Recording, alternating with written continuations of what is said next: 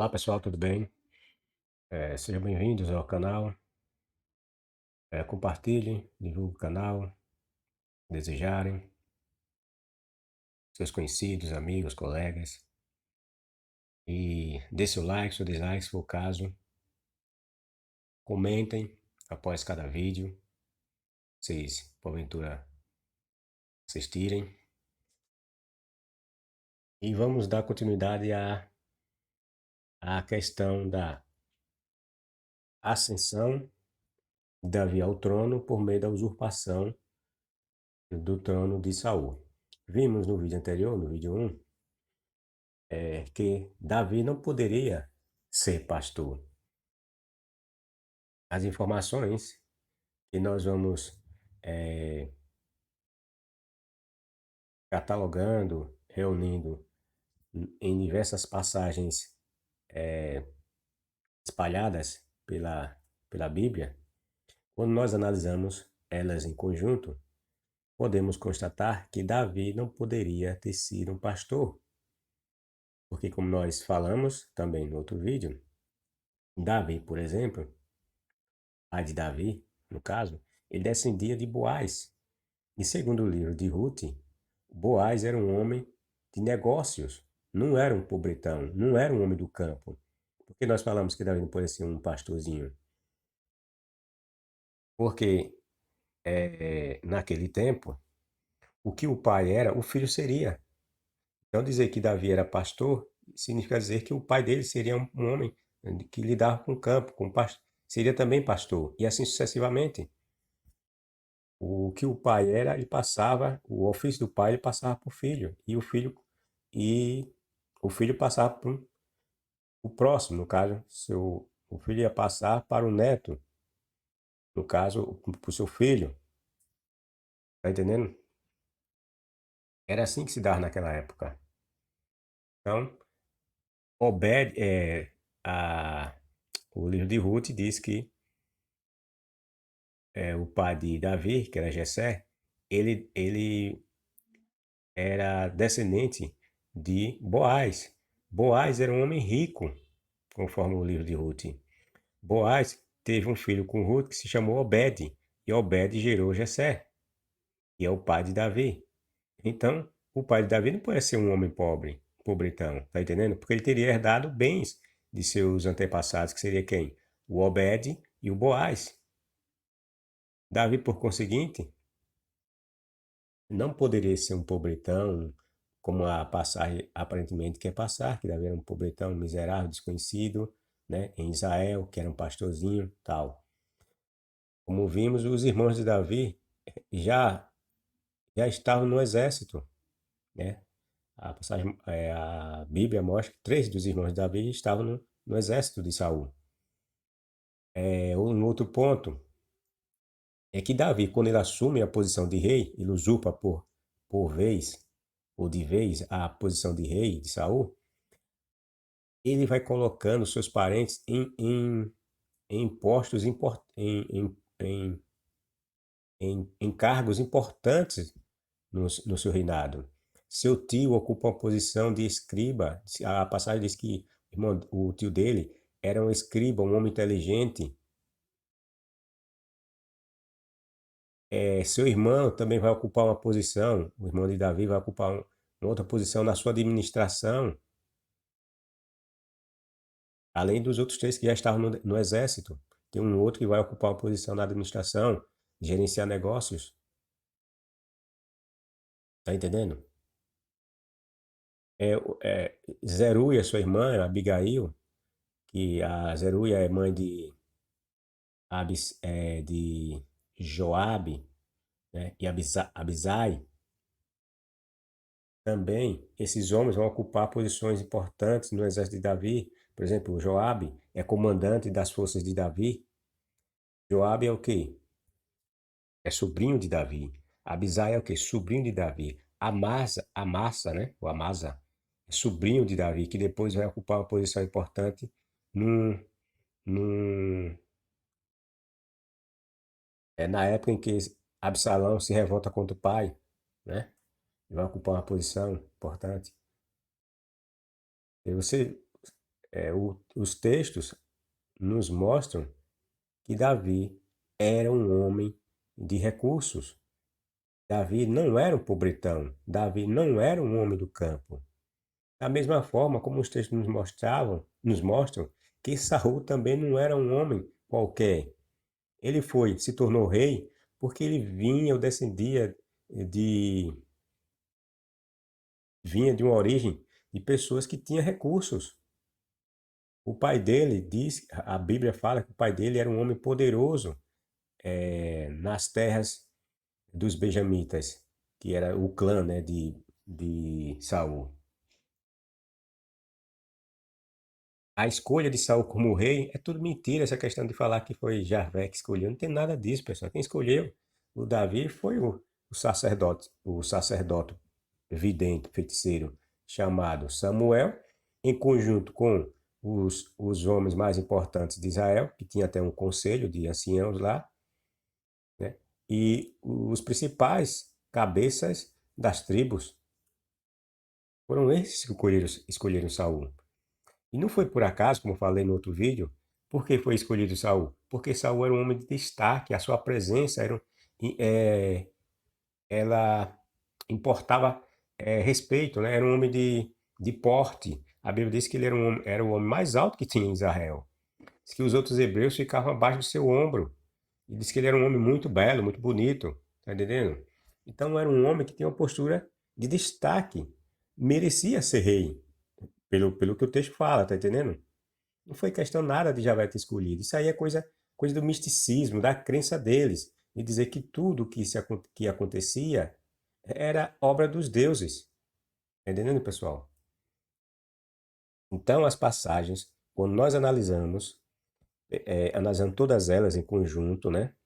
E a parte desse olhar em que envolve o misticismo, da crença do Deus que eles colocaram, nós vimos claramente que Saul veio de uma família de posses, Davi veio de uma família de posses. Eram dois homens importantes dentro da tribo de cada um deles. Davi da tribo de Judá, Saul da tribo dos benjamitas. Eram pessoas de posses. Tá entendendo, pessoal? Então, dando continuidade a essa questão da usurpação do trono de Davi, e no outro vídeo também eu falei que nós percebemos que a ideia era afastar Davi de uma posição que pudesse mais tarde incriminá-lo, tá entendendo? No caso dele ter participado na morte de Saul, na questão de ele ter tramado a derrocada de Saul, né? Colocar ele na posição de pastorzinho qualquer, o afastava dessa ideia de que ele teria tramado hum, esse jogo todo para derrubar o seu senhor Saul, tá entendendo? Porque um homem do campo, um pastorzinho, não teria competência de derrubar um rei, tá entendendo? Então aí os escritores deram essa origem medíocre para Davi, com esse intuito, com esse objetivo. Mas nesse vídeo, eu acho que, não sei se é 2 ou é mais, acho que aqui estou na página 9. Nesse vídeo e no outro, eu vou fazer 3 vídeos pelo jeito, né? Vou mostrar para vocês elementos ainda mais fortes que demonstram que Davi trabalhou para derrubar Saul. Trabalhou para que Saul fosse morto.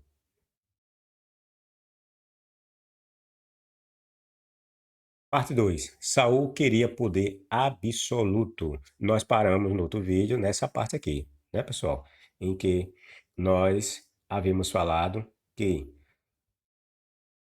o Saul ele se colocou na posição de ditador, passou a querer impor sua vontade acima da vontade de outros, inclusive do profeta vidente Samuel, certo? Então, esse foi um dos motivos que fez com que Saul caísse. A Bíblia nos mostra dois momentos que ilustram muito bem essa postura de Saul, ou seja, essa postura de ditador, de totalitário. Nesses eventos, ele desrespeita e se sobrepõe às diretrizes de um dos anciãos mais importantes entre as tribos, o vidente e o adivinho de nome Samuel. Vejam, os filisteus ajuntaram-se para pelejar contra Israel. Tinha 1000 carros, 6000 cavaleiros, e o povo em multidão como a areia que está à beira do mar. E acamparam-se em Micmas, a oriente de Bet-Aven, vendo os homens de Israel o aperto em que estavam, pois o povo se achava angustiado, esconderam-se em covas, em buracos, em rochedos, em túmulos e em cisternas. Ora, alguns dos hebreus tinham passado o Jordão para a terra de Gade e Gileade, porém Saul ficou ainda em Gilgal e todo o povo seguia tremendo. Essa passagem nos mostra que é, Saul organizou um exército para brigar contra os filisteus, certo? Só que havia sido acertado entre ele e Samuel que ele tinha que esperar 7 dias. Depois dos 7 dias, diz que o Samuel ia aparecer para oferecer os holocaustos e tal, para a, aplacar o Deus hebreu, Javé nesse caso, certo? O Deus hebreu ele precisava de sacrifícios, né, para ser aplacado. E quando esses hebreus iam sempre para a guerra, aí eles sempre tinham essa regra de aplacar o Deus que eles adoravam para que ele desse vitória nas suas guerras. Aqui é um exemplo que nós vamos ver desse Deus sendo aplacado através de sacrifícios, ou deveria ser aplacado através de sacrifícios, né? Que esses sacrifícios deveriam ser ofertados por Samuel. Bom, então, nessa situação aqui, os hebreus que estavam do lado de Saul, aí diz que veio uma grande multidão de filisteus, né, como nós vimos aqui. Aí, a cada momento, parte desse exército que Saul conseguiu reunir começa a debandar, com medo dos filisteus, que tinham, é, estavam em grande número. Veja, os filisteus juntaram-se para pelejar contra Israel. 30.000 carros, veja, 30.000 carros e 6.000 cavaleiros, e povo em multidão como a areia que estava à beira do mar. Ou seja, é um grande exército, né? Então, o número de pessoas ou de soldados que Saul conseguiu reunir começaram a ficar com medo, certo? É bem provável porque não haviam ainda aplacado a ira do Deus, né? Então, o povo começou a debandar, a cair fora. Porque se fosse brigar, não estavam tendo a bênção ou a aprovação do Deus hebreu, que ainda não havia sido aplacada. A ira dele tem que ser aplacada por meio de sacrifícios, certo? Bom, esperou 7 dias, como eu havia falado para vocês, né? O acordo de Saul e Samuel é que ele esperasse 7 dias. Depois de 7 dias, diz que Samuel viria e ofereceria os holocaustos para aplacar o Deus hebreu. Bom, aí ele esperou 7 dias, segundo o tempo aprazado por Samuel. Mas Samuel não veio. Ele acertou, né, o dia que viria e não veio. Aí o que foi que aconteceu? Saul ficou com medo, porque cada vez mais os hebreus iam se afastando, indo embora, fugindo com medo do exército que estava diante deles. Aí Saul, com medo, aí veja o que foi que ele disse. Disse Saul: Trazei-me cá o holocausto e as ofertas pacíficas. Ele ofereceu o holocausto. Apenas ele tinha acabado de oferecer o holocausto. Aí eis que chegou Samuel. Só foi ele acabar de oferecer os holocaustos, apareceu Saul, ou apareceu Samuel. Aí Saul saiu de ao encontro para o saudar. O saudar. 1 Samuel 13, 8 ou 10. Vocês viram, né? O Saul, ele quebrou o que havia sido estabelecido. É que o que? Tem de esperar 7 dias. Ele esperou, mas o Samuel demorou, né? Não chegou. Aí ele pegou, foi e ofereceu holocaustos e as ofertas pacíficas para o Deus, para apaziguar esse Deus.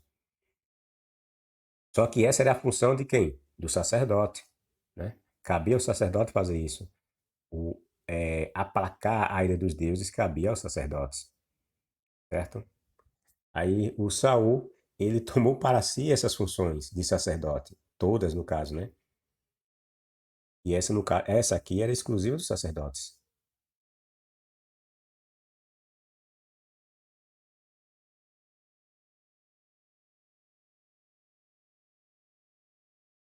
Veja,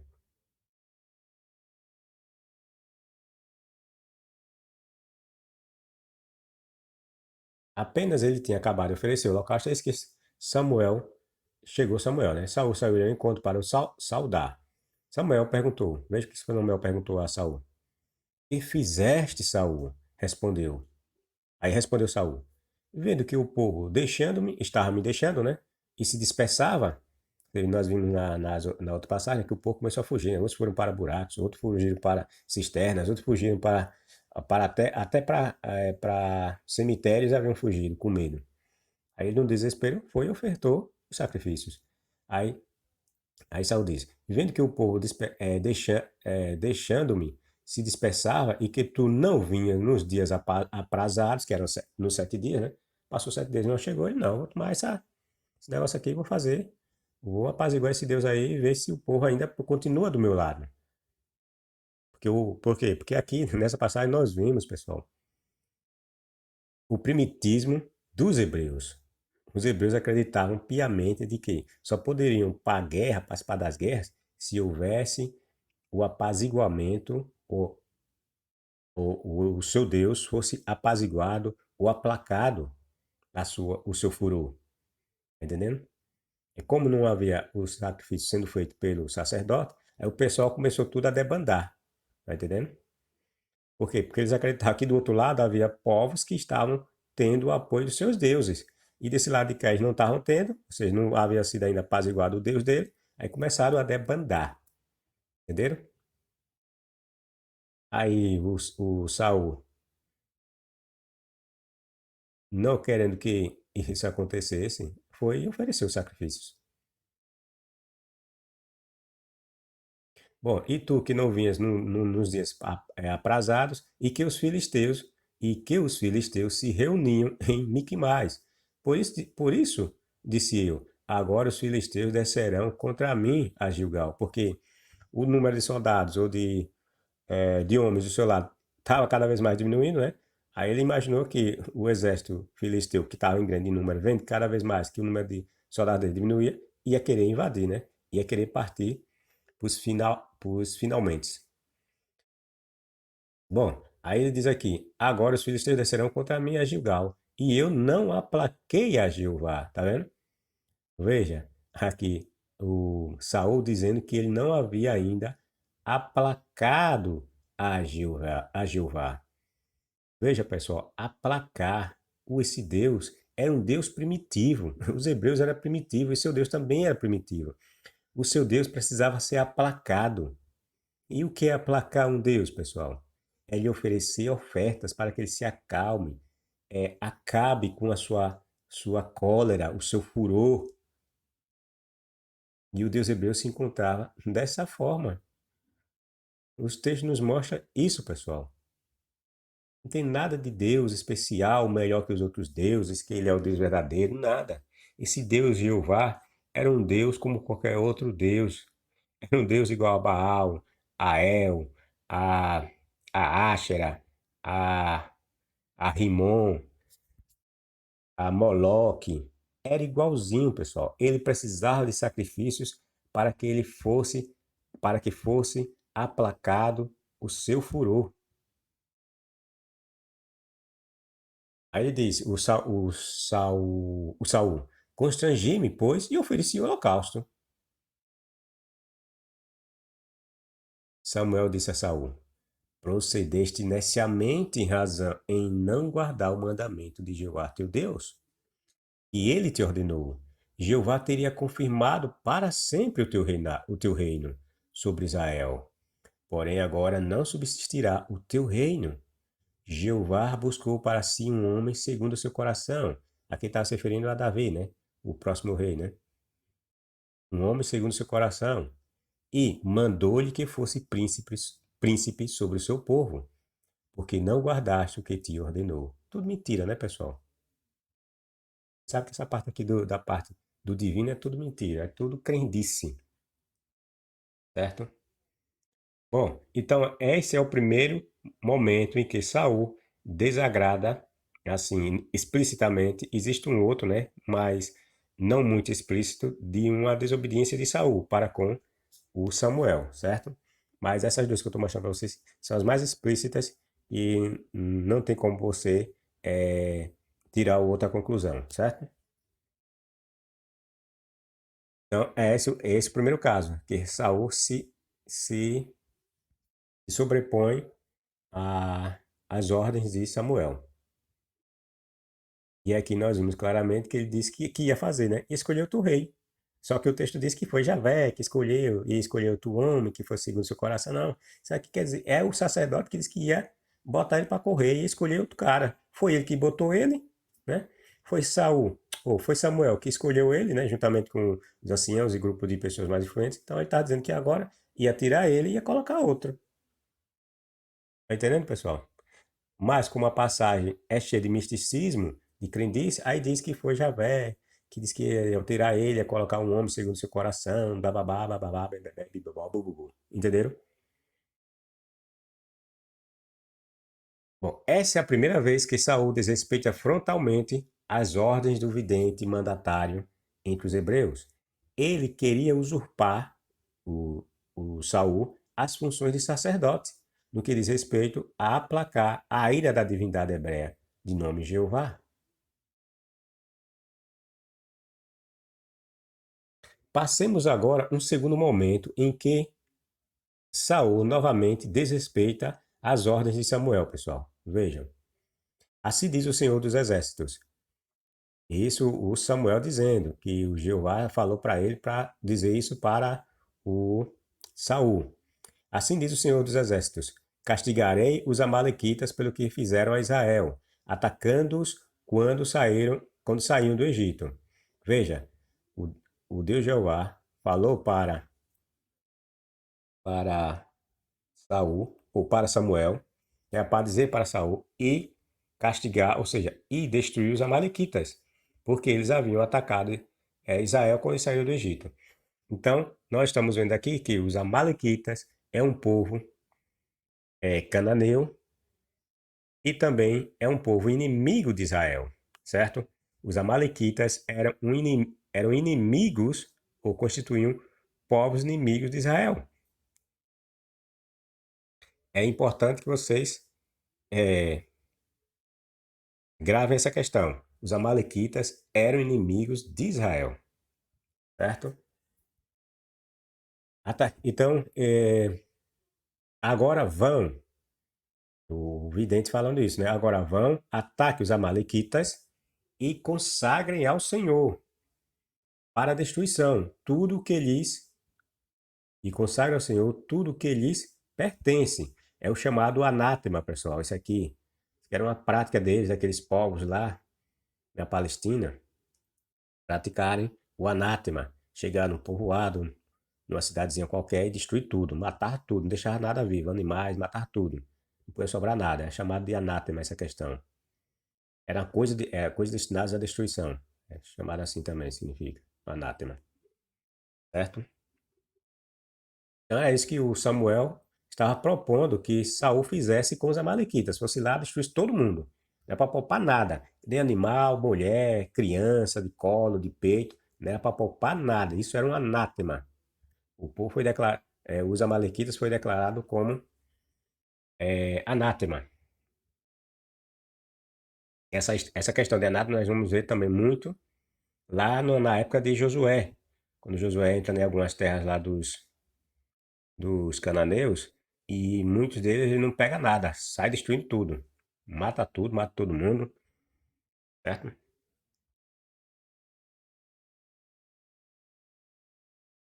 Então, não os poupem. Eu vejo o que é que o Samuel falou. Não os poupem. Matem homens, matem mulheres, matem crianças, recém-nascidos, bois, ovelhas, camelos e jumentos.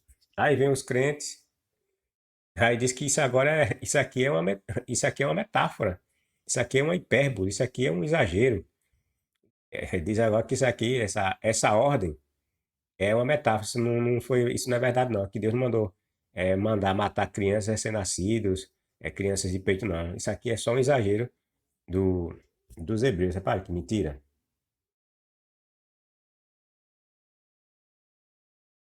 tudo para querer inocentar o Deus hebreu de estar no meio de assassinos, está ordenando assassinatos, está ordenando roubos, está ordenando estupros. Aí eles agora estão dizendo que essa parte aqui é uma hipérbole, é uma figura de linguagem. Veja que absurdo.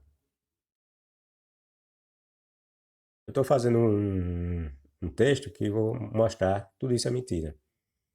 É aquele pastor arqueólogo, né? E fica propagando esse monte de mentira na internet e um monte de gente boba fica acreditando. Bom, de madrugada foi ao encontro de Saul. Quem? Quem foi ao encontro de Saul? Samuel, né? Como o texto está mostrando, né? De madrugada Samuel foi ao encontro de Saul. Mas eles disseram. Quem disseram? O povo, né, que estava, né? Saul foi para o Carmelo. Veja o que foi que Saul fez. Saul foi para o Carmelo, onde ergueu um monumento em sua própria honra. E depois foi para Gilgal. Veja que a ordem que ele havia recebido qual era, pessoal? Ir para os territórios amalequitas e detonar todo mundo. Aí não, o que foi que ele fez primeiro? Foi lá, disse que foi para o Carmelo, ergueu um monumento em sua honra, sua homenagem, né? Ou seja, e depois foi para Gilgal. O Saul estava querendo o quê, pessoal? O enaltecimento. Tá entendendo? Enaltecimento e glória para ele.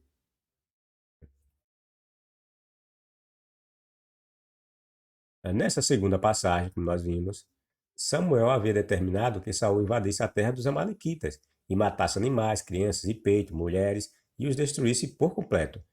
Ele não poderia deixar ninguém sobreviver, nem animais era para deixar, inclusive o rei, é para destruir, matar o rei, para matar o rei também, os amalequitas. Contrariando essas ordens, Saul retorna da batalha e traz os animais, bem como o seu rei vivo.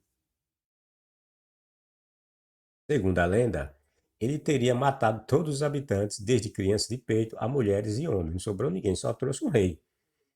Aí o crente vem e diz que que isso aqui é uma metáfora. Não está entendendo, pessoal? Como é que é uma metáfora? Que o cara disse que só trouxe uma pessoa que sobreviveu, que foi o rei. As crianças de peito e as outras, como é? Estavam aonde? E ele mesmo está dizendo que só trouxe o rei porque só foi o rei que ficou vivo. Ah, isso aí é uma metáfora. Fala sério. É enganar os inocentes, né? Aí ele pega o arqueólogo famoso, aí ele pega uma descrição lá da Pedra Moabita, que eu também vou mostrar a mentirada que está ali na Pedra Moabita. Ele traz para tentar provar que o Javé existe, né?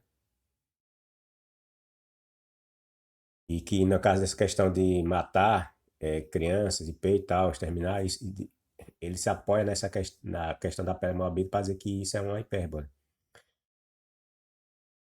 Bom, foram esses desentendimentos vistos é, Foram esses desentendimentos vistos como extremamente graves que fizeram com que Saul perdesse o apoio da classe sacerdotal, encabeçada por Samuel, pelo conselho de anciãos e de uma parte da elite dos militares, certo? Porque tem uma parte que já estava é, apaixonada por Davi, né?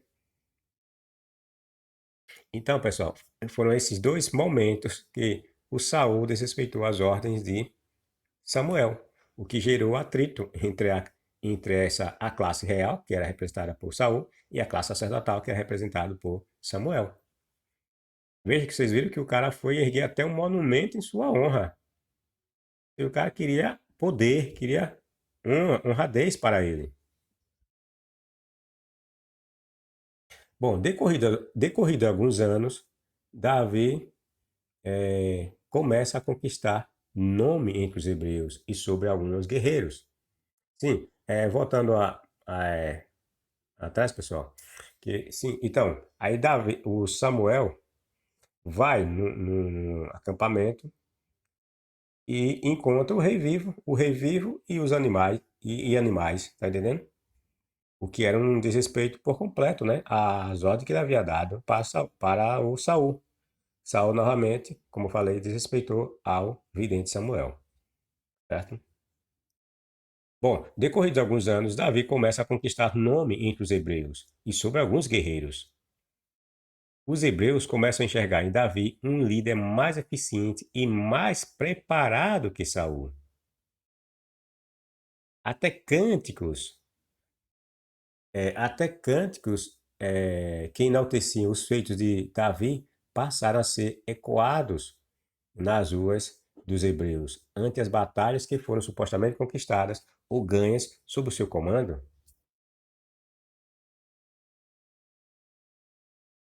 E é que eles ganharam alguma batalha mesmo, né?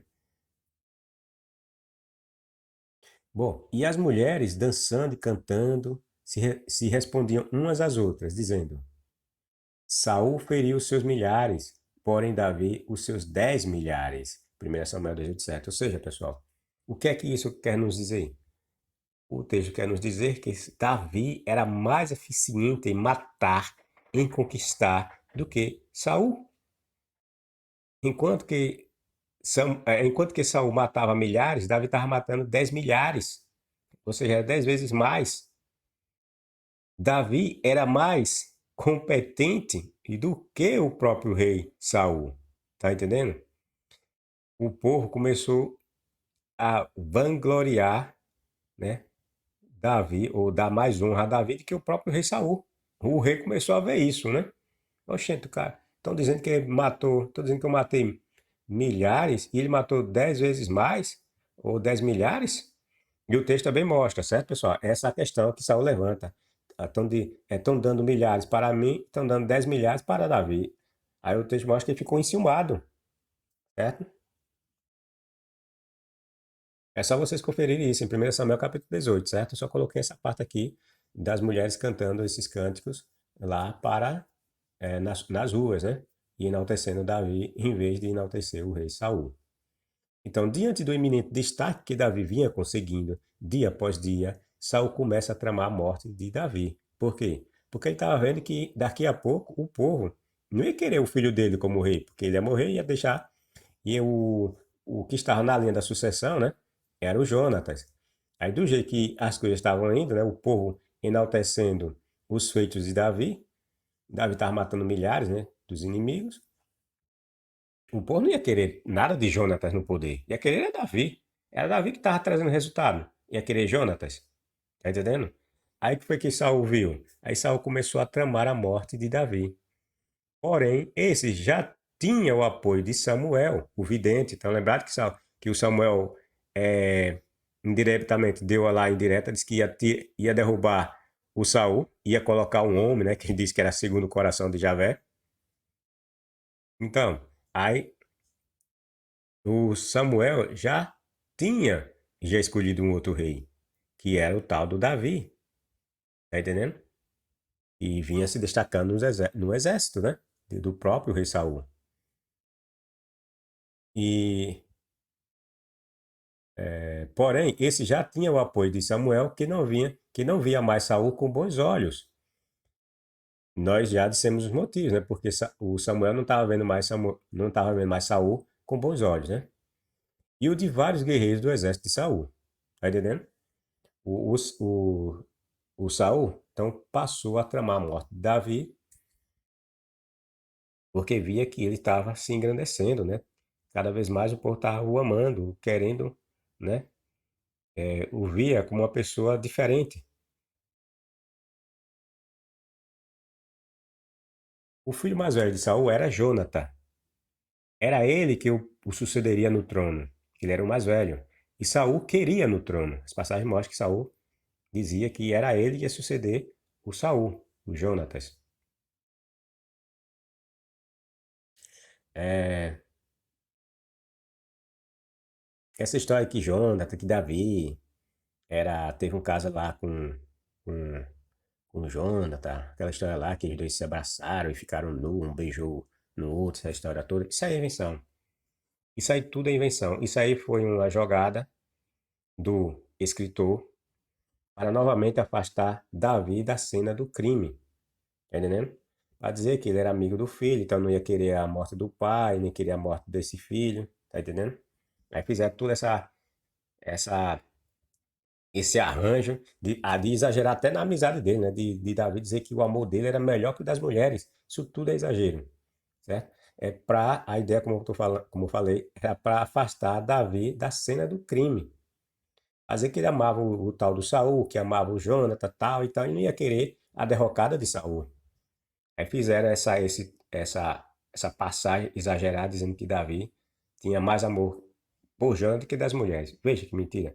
E o tal do Jonatas estava até disposto a. Dizia, né, que Javé já tinha dado o reino para Davi e tal, ou seja, aceitando o reino como já sendo de Davi. Veja se isso tem sentido.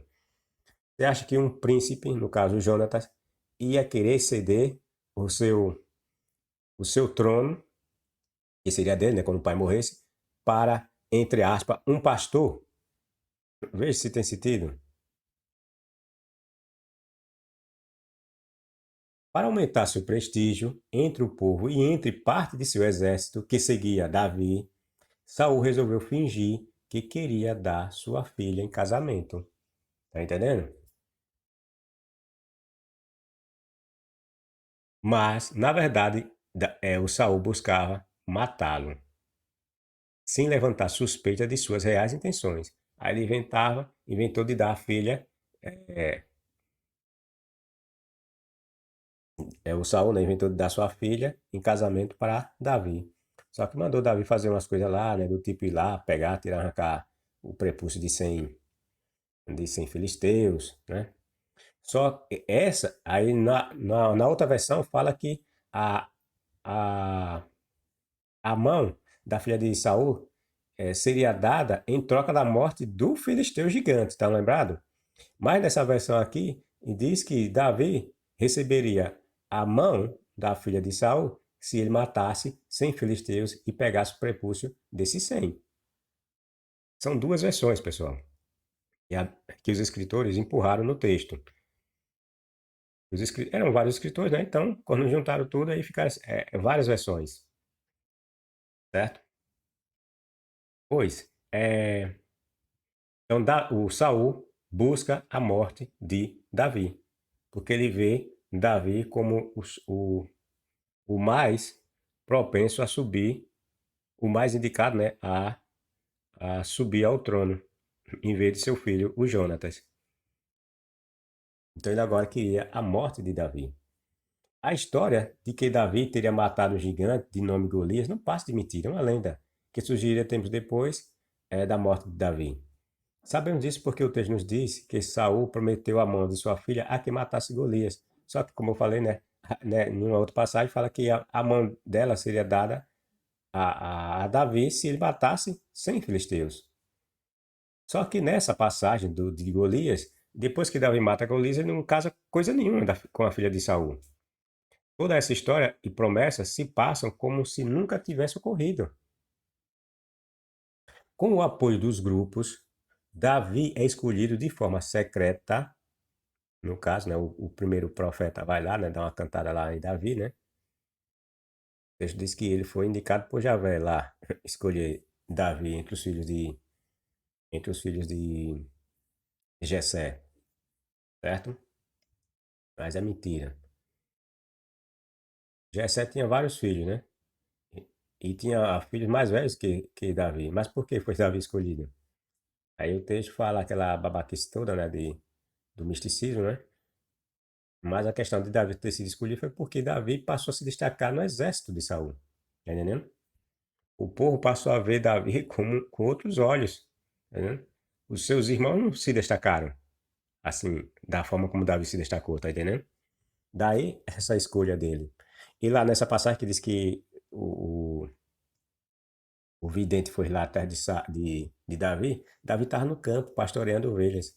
Uma mentira, né? É óbvio, né? Pelos motivos que já explicamos. Davi nunca foi pastor. Bom, aí Davi é escolhido de forma secreta, inicialmente como rei, por Samuel, mas este já tinha fechado acordo com líderes militares do povo em ungir Davi como rei, certo? Vou mostrar isso. É. Bom, eram sacerdotes que tinham a função de ungir os reis.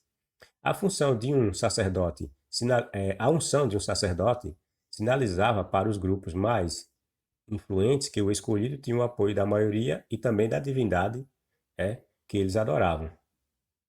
São os seguintes os nomes de... Veja, preste bem atenção nessa passagem. São os seguintes os nomes de alguns dos mais bravos guerreiros de Davi, os quais também encorajaram os líderes de Israel a fazer Davi rei, tal como o Senhor, aliás, dissera que havia de acontecer. No outro vídeo eu expliquei para vocês que se vocês, toda vez que vê essa questão do misticismo, da crença dos deuses, você retirem. Aí você vai ter a ideia mais próxima da realidade. É lógico que ela ainda vai estar impregnada com algum outro misticismo, alguma invenção do escriba, coisa do tipo. Mas você vai ter uma ideia mais próxima da realidade, certo? Essa parte aqui é tal como o Senhor falou, isso é invenção, porque isso aqui... Desculpa aqui, volta aqui.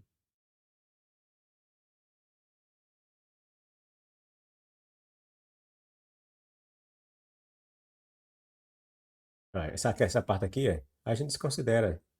Tal como o Senhor, aliás, dissera que ia acontecer, isso é coisa do misticismo deles. Que tudo eles vinham como uma ação dos deuses. Isso a gente descarta. Tá entendendo? A gente analisa isso aqui, ó. São os seguintes os nomes de alguns dos mais bravos guerreiros de Davi, os quais também encorajaram os líderes de Israel a fazer Davi rei. Pronto, tá aqui, pessoal. Como eu falei para vocês, ó. Quem primeiro indicou Davi como para ser o futuro rei foi Samuel, certo? E nós vimos a dica lá quando ele falou lá para Saul. Diz que ele estava perdendo o rei, que se ele não viesse desobedecendo, o reinado dele seria permanente, mas como ele estava desobedecendo, ele ia perder o reino. Ia ser dado a outro. Aí diz que um homem segundo o coração do Deus que ele adorava, né? Isso é parte da crendice. O que ali sinaliza o quê? Que Samuel estava dizendo que ia derrubar Saul e que ia escolher outro rei. Assim como ele havia escolhido ele agora ia derrubar ele e colocar outro no lugar, certo? E aqui, pessoal, aí nós descobrimos aqui, ó, e como foi que se deu essa escolha de Davi e como foi essa escolha de Davi para Davi se tornar rei, tá entendendo? Entre pessoas do seu povo. Essa passagem nós vamos encontrar lá em 1 Crônicas, capítulo 11, versos 10, certo? Passagem dispersas, espessas, né? Afastada ou espalhada pelo texto, que nós vamos juntando uma com a outra e vamos encaixando o que realmente o texto quer dizer. Veja o que é que diz aqui, olha, que são os seguintes, porque isso aqui essa passagem vai aparecer lá em 1 Crônicas mostrando como é que Davi organiza seu governo, tá entendendo? Aí veja o que aqui diz, olha, são os seguintes os nomes de alguns dos mais bravos guerreiros de Davi, falando lá dos guerreiros de Davi, né, que eram 30, tal, Valença, tal. Aí aqui diz, olha, os quais quem? Os bravos valentes de Davi, os bravos valentes guerreiros de Davi, os quais também encorajaram os líderes de Israel a fazer Davi rei. Pessoal, o que é que você entende quando diz os quais também encorajaram os líderes de Israel a fazer Davi rei? E não foram só eles, pessoal. Tiveram outras pessoas que buscaram fazer com que Davi se tornasse o rei em lugar de Saul.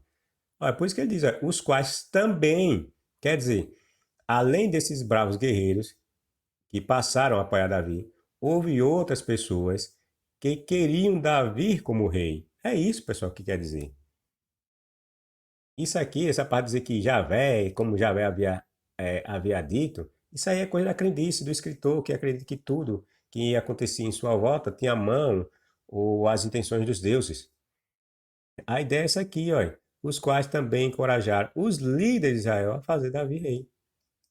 Ou seja, esses outros aqui, que além dos guerreiros bravos que já estavam a favor de Davi, estava Samuel, estava os anciãos, que tinham um conselho de anciãos, tá entendendo, pessoal? Que escolheram, já haviam decidido que quem é que ia ser rei no lugar de Saul.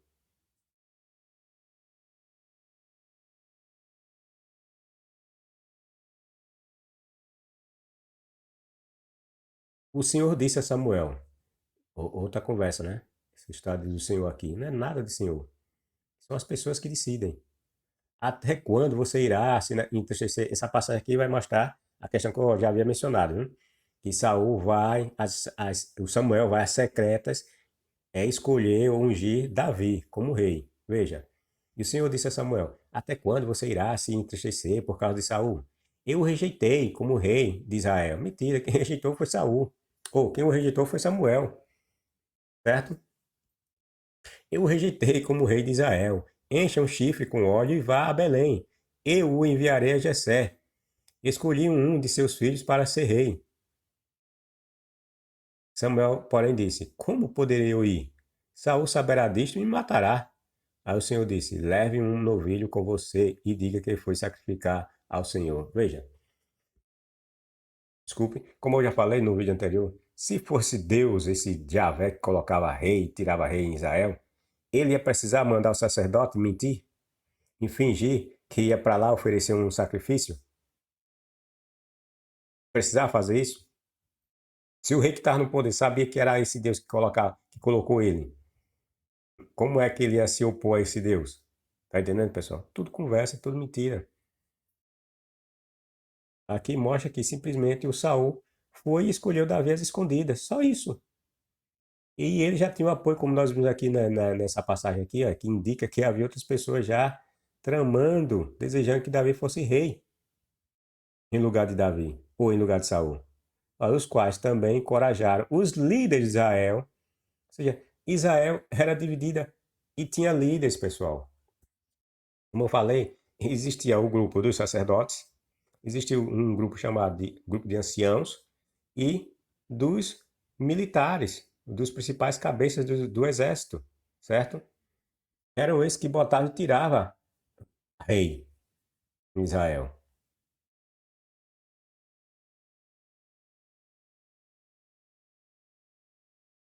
Se prestarmos atenção às passagens, aí aqui esse Samuel já foi já indicado por esse pessoal todo aqui. Ó. Quando ele foi lá indicar o tal do Davi, já foi indicado por esse pessoal. Se prestarmos atenção às passagens, veremos que para chegar ao trono, Davi teve que lutar por ele, ou seja, houve guerra entre os que apoiavam Saul e os que apoiavam Davi. Não foi nada de Deus, Javé, que botou ele lá no trono, coisa nenhuma. Ele fez essa tramóia toda, né?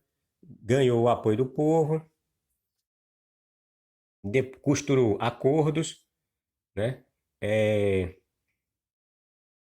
Criou situações que o favoreceram. O Davi, estou me referindo ao Davi, fez tudo isso para subir ao trono. Então, pessoal, as passagens nos diz que houve uma guerra civil. Uma guerra civil aconteceu. Basta vermos que é dito que a casa de Saul, por muitos anos, lutou contra a casa de Davi. Entendeu? Depois que Saul morre, o trono fica vazio. Aí vem um filho de Saul e ocupa. O nome dele é Isbosete. Isbosete. Acho que também é chamado de Isbaal, né?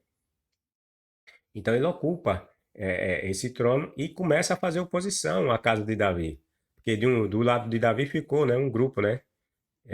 O pessoal de Judá, que era da tribo dele, né? Ficou do lado dele. E do pessoal do pai de Isbosete, no caso o rei Saul, ficou o pessoal de Gileade, ficou a tribo que o pai dele fazia parte, que era a tribo de Benjamim. Esses dois polos ficaram em oposição um ao outro. Bom, assim começou uma longa guerra. Veja o que o texto diz. Assim começou uma longa guerra entre a família de Saul e a família de Davi. Tá vendo, pessoal? Uma guerra entre a família de Saul e uma guerra contra a família de Davi.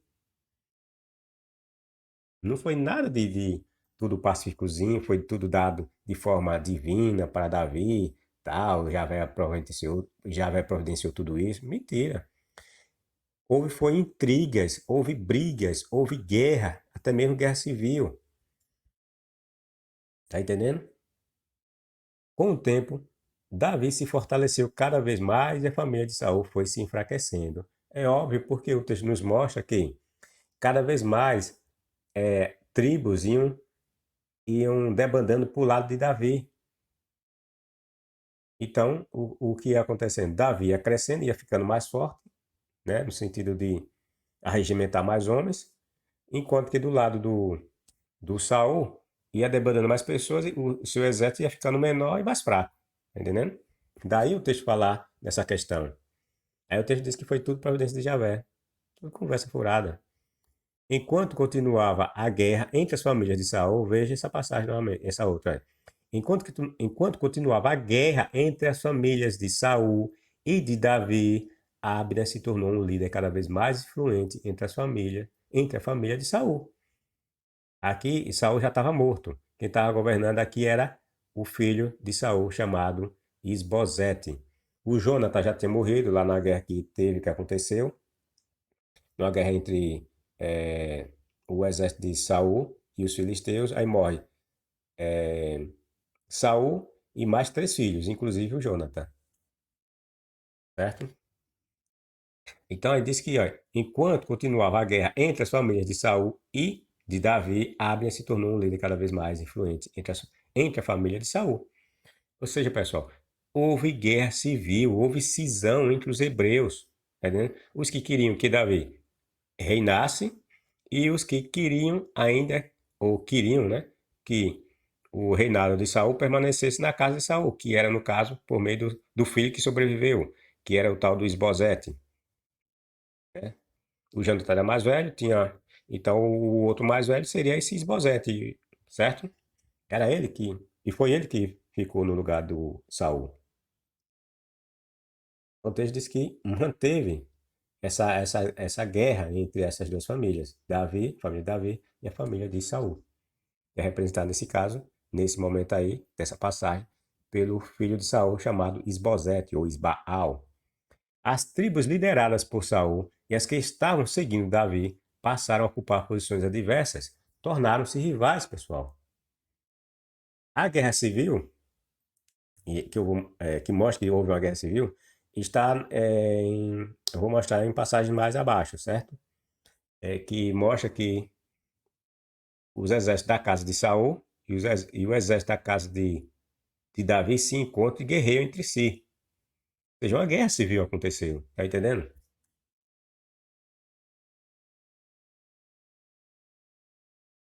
Sua mulher chamava-se Ainoã e era filha de Aimaas.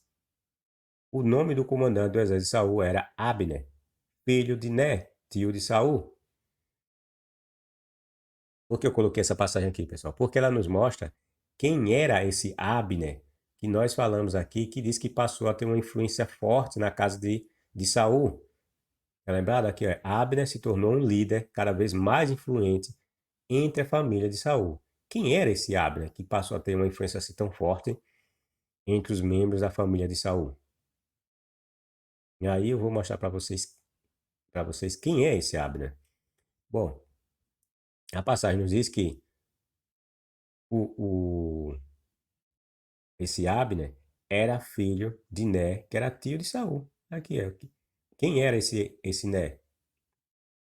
Olá, desculpe, quem era Abner? Abner era filho de Né, tio de Saul. O Né que era tio de Saul, tá entendendo? O Né que era tio de Saul.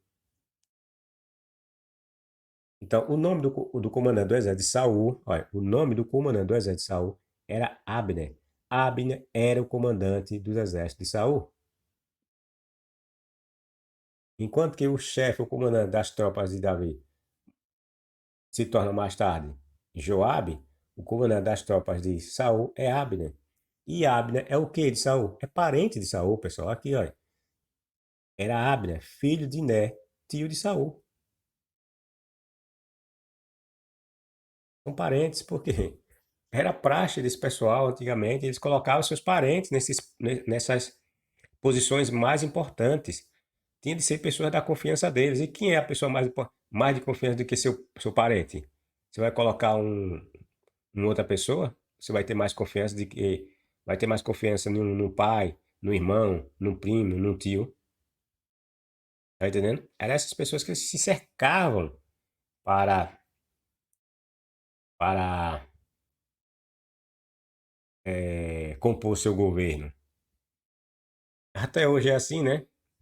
Até hoje, muitos dos nossos governantes fazem isso, colocam os seus parentes nos gabinetes, ainda que seja crime, né? Nós sabemos que é crime, né? É uma violação da Constituição colocar parentes em cargos públicos. Mas essa malandragem já vem do passado. Bom, Quis, pai de Saul, veja, Quis, pai de Saul, e Né, ou seja, esse Quis era pai de Saul e Né. Aí, Quis era pai de Saul e Né, pai de Abner. Quem é o pai de Abner? O Né. O Né era pai de Abner. Aqui que ele fala, olha, o nome do comandante do exército de Saul era Abner, filho de quem? De Né. Então essa outra passagem nos diz, aqui, é no mesmo capítulo, né? No verso seguinte, Quis era pai de Saul e Né, que era pai de Abner, eram filhos de Abiel. Todos filhos de Abiel, ou seja, Quis e Saul eram filhos de Abiel. Quis e Saul, aliás, desculpe, Quis era pai de Saul, desculpe, viu? Quis era pai de Saul e de Né. Esses dois aqui são irmãos. Esses dois aqui, ó, Saul e Né, eram irmãos. E Abner era filho de Né. Ou seja, se esses dois aqui são irmãos, pessoal, o que é que Abner é de Saul? Sobrinho. Entenderam? Como é que eles faziam? Quem é que ocupava as posições mais importantes nesses governos, nesses cargos? Seus parentes. E Davi faz a mesma coisa quando ocupa o reinado de forma definitiva. Saul já tinha feito anteriormente, certo? Então Saul é filho de Quis, é irmão de Né, e Né é pai de Abner, portanto, Abner é sobrinho de Saul, certo? Daí ele está aqui, é como comandante dos exércitos de Saul. E é ele que passou, esse Abner passou a ter uma influência maior depois que Saul morre e fica ele lá comandando os exércitos durante o governo do filho de Saul de nome Isbosete. Tá entendendo, pessoal? Esse Abner, portanto, é parente, né, de Isbosete, o filho de Saul que ficou no governo. Mais e mais hebreus começam a abandonar Isbosete, pessoal. Isbosete é o filho de Saul que ficou, certo? O filho de Saul, que ficara no trono após sua morte. E começou a ter essa intriga, né, com a casa de, desculpe, com a casa de Davi. Então, todas as tribos de Israel vieram a Hebron.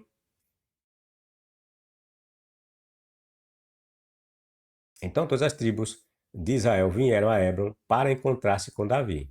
Todas as tribos de Hebron, ou Hebron, vieram para encontrar-se com Davi. Somos do mesmo povo e raça, disseram.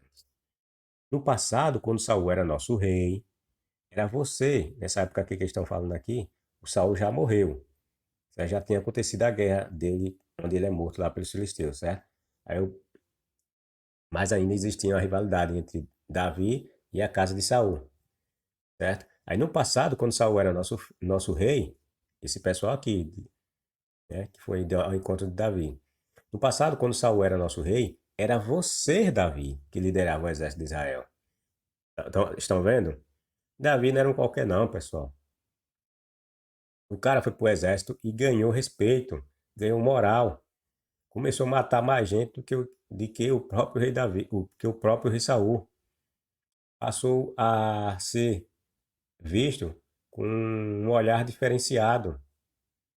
Era um homem preparado para a arte da guerra, tá entendendo? E o Senhor lhe disse: Você será o pastor do meu povo, Israel. Será o líder de Israel. Esse povo aqui. Isso aqui é misticismo, né? Essa parte aqui é misticismo, dizendo que foi Deus, o Javé, que disse que iria ser o pastor, ou seja, ia ser o rei, né? De Israel. Será o líder de Israel. Então, ali em Hebron, veja, repare, a sacada aqui agora. Então, ali em Hebron, o rei Davi fez um acordo, pessoal. Olha aqui, olha. Davi fez um acordo diante do Senhor, e tinha um Deus, né? Eles tinham deuses, então, lógico que foi diante do Senhor dele. Então, Davi fez um acordo diante do Senhor com as autoridades de Israel. E elas o ungiram o quê, pessoal? Rei. Rei de Israel. Tá vendo, pessoal? Como foi que Davi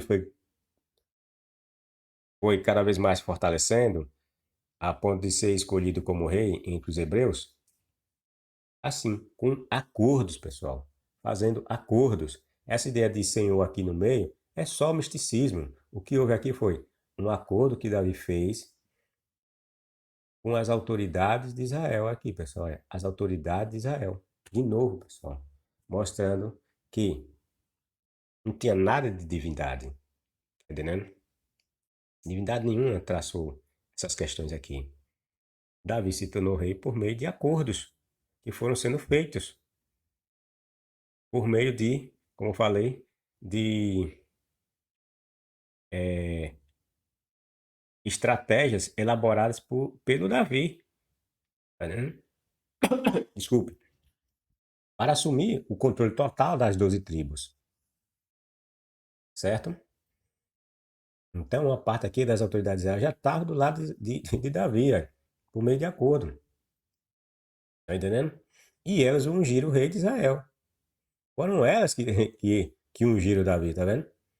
Aquela unçãozinha lá de Samuel, lá com o óleo na cabeça, ali é só pro forma, certo? O que vale é desses aqui, ó. As autoridades de Israel. Essas que valem, certo? Foram elas que escolheram Davi, tá vendo? E tava querendo colocar Davi como rei sobre todas eles. Davi tinha 30 anos quando começou a reinar, e ao todo reinou por 40 anos. Ou seja, Davi morreu lá por volta dos seus 70 anos, né? Bom, a cada dia, mais homens se juntavam a Davi, até que ele passou a ter um grande exército, tá vendo, pessoal? No decorrer dos anos, né? Cada vez mais gente de tribos diferentes vinha e se juntava ao exército de Davi. Como um exército, aí dizia aqui, como o exército de Deus, ou seja, um grande exército, né? Um grande número. Passou a Davi ter um grande número. O general Abner, que era primo de Saul, vendo que mais e mais hebreus debandavam para o lado de Davi, resolve entregar de bandeja a Davi o trono do filho de Saul, Esbozete, e passa a costurar um acordo para tanto. Entendeu, pessoal? É, depois que acontece uma guerra civil lá entre eles, aí esse Abner, né, que estava tendo sido, que é parente de Esbozete, era sobrinho de Saul, ele vê que não vai demorar muito tempo para Davi tomar todo o controle de todas as tribos. Aí ele vai se antecipa e vai tentar, e vai fechar um acordo, né? Vai tentar não, vai fazer um acordo lá com Davi para entregar de bandeja o trono, o restinho que sobrou de Saul, que estava na mão do filho de Saul, que era parente de Abner, o Esbozete, nas mãos de Davi. E Davi aceita esse acordo, tá entendendo, pessoal? As passagens vão nos mostrar que Davi aceitou esse acordo. Mas quando o Abner vai e propõe a Davi essa questão, pessoal, isso significa dizer que o Abner estava dizendo que ia matar Esbozete para que Davi assumisse o controle de todas as tribos. Tá entendendo? Esse acordo não significa dizer que ele ia deixar o Esbozete vivo. O Esbozete era inimigo de Saul. Lembre-se que a casa de Davi passou a fazer oposição ou guerra com a casa de Saul. Tá entendendo? Eles eram inimigos. Não tinha nada de amiguinho aqui não, pessoal. Tá entendendo? O Esbozete ia morrer. E de fato foi morto. Abner também falou com os homens de Benjamim, veja. Os homens de Benjamim eram os homens que faziam, o Saul fazia parte, porque Saul era benjamita, era dessa tribo. Aí veja o que é que diz aqui, olha. Abner também falou com os homens de Benjamim. Depois foi a Hebron para dizer a Davi que todo o povo de Israel e Benjamim, que era a tribo do Saul, tinha concordado em apoiá-lo. Né? Apoiar quem? Apoiar Davi. Vou repetir aqui para vocês, olha. Abner também falou com os homens de Benjamim, que era a tribo do rei Saul. Depois foi a Hebron, para dizer a Davi que todo o povo de Israel, quem é esse todo o povo de Israel? O restante que estava ainda do lado da família de Saul, tá entendendo? E de Benjamim tinham concordado em apoiá-lo. Apoiar quem? Apoiar Davi. Ele está dizendo que já tinha conversado com esse pessoal, que o pessoal ia abandonar o Esbozete, ia ficar tudo, ia debandar tudo para o lado de Davi. Quando Abner, acompanhado de 20 homens, chegou a Hebron, Davi os recebeu com uma grande banquete, lógico, né? Ah, que proposta de Davi ia fazer, ou que o Abner ia fazer, né? E entregar o restante da, das outras tribos na mão de Davi de bandeja, né? Por isso que ele foi recebido com a recepção de banquete. Então Abner disse a Davi: Olha, deixe que eu vá e convoque uma reunião de todo Israel, ou seja, a parte de Israel que ficou do lado deles, né? Para apoiar meu senhor, que meu senhor? O rei Davi, tá entendendo? Ele já estava considerando Davi como rei, está chamando já Davi como meu senhor, o rei. Farão aliança com o Senhor para que reine sobre eles, tá vendo? Farão aliança, um acordo, tá vendo? Uma aliança, acordo. E o Senhor governará sobre tudo que seu coração desejar. Porque Davi não estava governando ainda sobre todo mundo. Uma parte ainda estava nas mãos da casa de Davi, que era encabeçada por seu filho Esbozete. E ele queria essa parte, tá entendendo, pessoal? E esse Abner estava se oferecendo. Ele era o comandante dessas tropas, né? Que ficou do lado de Esbozete. Está se oferecendo. Por quê? Porque ele viu que cada vez mais o pessoal estava debandando para o lado de Davi. Ia chegar um momento que não ia ter mais ninguém do lado dele, ele pegou e se antecipou. Tentando livrar o pescocinho dele, né? Lógico, né? Davi se despediu dele e Abner partiu em paz. Aí depois vem o comandante de Davi e sabe que ele esteve por lá. Aí desconfia que esse Abner não, foi lá para investigar como eram as tropas de Davi. Entendendo? O Abner, aliás, o Joabe desconfia do Abner, que na realidade ele foi para lá dizer que ia fazer esse acordo, mas que estava fingindo, estava mentindo, que na verdade foi investigar como é que estava as tropas de Davi, para ver se tinha como fazer frente, né, contra as tropas de Davi. Aí esse Joabe vai tentar matar o Abner, certo? Bom, um outro detalhe que podemos encontrar nos textos que nos prova isso é o fato de que Davi ficou com as mulheres de Saul, pessoal.